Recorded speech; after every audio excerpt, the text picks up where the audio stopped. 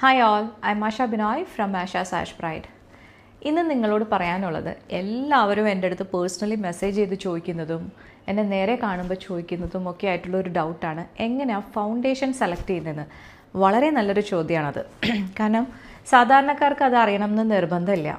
ഇപ്പം ഫെയർ ആയിട്ടുള്ള ഒരാൾ എടുക്കുവാണെങ്കിൽ 10 പേരെ നമ്മൾ നിരത്തി നിർത്തിയിട്ടുണ്ടെങ്കിൽ ആ 10 പേർക്കും 10 കളറായിരിക്കും. എല്ലാവരും ഫെയർ ആണ്, പക്ഷെ ഓരോരുത്തരുടെ കളറിന് ഡിഫറൻസ് ഉണ്ട് അല്ലേ?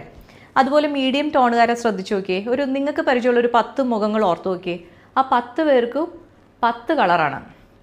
അപ്പം നമ്മൾ മീഡിയം ടോണിലൊരു ഫൗണ്ടേഷൻ നേരെ എടുത്തിട്ട് കഴിഞ്ഞാൽ അത് കറക്റ്റ് ആവുമോ? ഒരിക്കലും ഇല്ല. അപ്പോൾ എന്ത് വേണം? മിക്സിങ് ചെയ്യണം. അപ്പോൾ സാധാരണ ആൾക്കാർക്ക് 2ഉം 3ഉം ഫൗണ്ടേഷനൊക്കെ വാങ്ങി വെച്ച് മിക്സ് ചെയ്ത് യൂസ് ചെയ്യാമെന്ന് പറഞ്ഞാൽ പ്രാക്ടിക്കലായിട്ടുള്ളൊരു കാര്യമല്ല. ഒരു മേക്കപ്പ് ആർട്ടിസ്റ്റ് സംബന്ധിച്ചിടത്തോളം ആണെങ്കിൽ അവരത് കൺസീൽ ചെയ്ത് ക്ലിയർ ചെയ്ത് ഏത് ഫൗണ്ടേഷൻ കൂടി മിക്സ് ചെയ്യണം, അതൊക്കെ അങ്ങനെയൊക്കെ ചെയ്ത് അവരത് കറക്റ്റ് ചെയ്ത് തരും.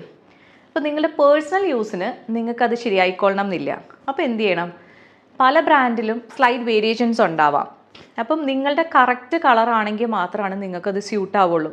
അപ്പോൾ പിന്നെ ഞാൻ കണ്ടുവരുന്ന ഒരു കാര്യമാണ്, ഫൗണ്ടേഷൻ നമ്മൾ എവിടെയാണ് ഇടുന്നത്? ഫേസിലാണ് ഇടുന്നത് അല്ലേ? ഫൗണ്ടേഷൻ സെലക്ട് ചെയ്യുന്നത് എങ്ങനെയാണ്?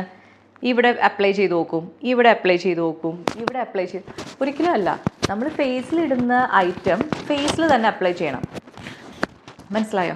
അപ്പോൾ നിങ്ങൾ ട്രയൽ പോകുമ്പോൾ, ഫൗണ്ടേഷൻ വാങ്ങിക്കാൻ വേണ്ടി പോകുമ്പോൾ അത് ഫേസിൽ അപ്ലൈ ചെയ്തിട്ട് നിങ്ങൾ വേണമെങ്കിൽ ഷോപ്പിംഗ് പോയിക്കോ.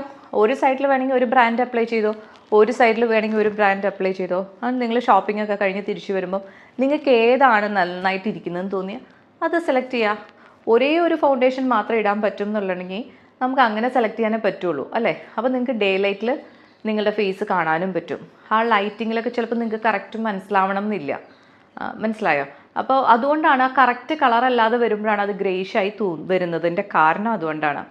അപ്പോൾ എല്ലാവർക്കും അത് മനസ്സിലായി എന്ന് വിചാരിക്കുന്നു. എല്ലാവർക്കും യൂസ്ഫുൾ ആയിട്ടുള്ളൊരു ടിപ്പാണെന്നും കൂടി വിചാരിക്കുന്നു. Anyway, thank you so much.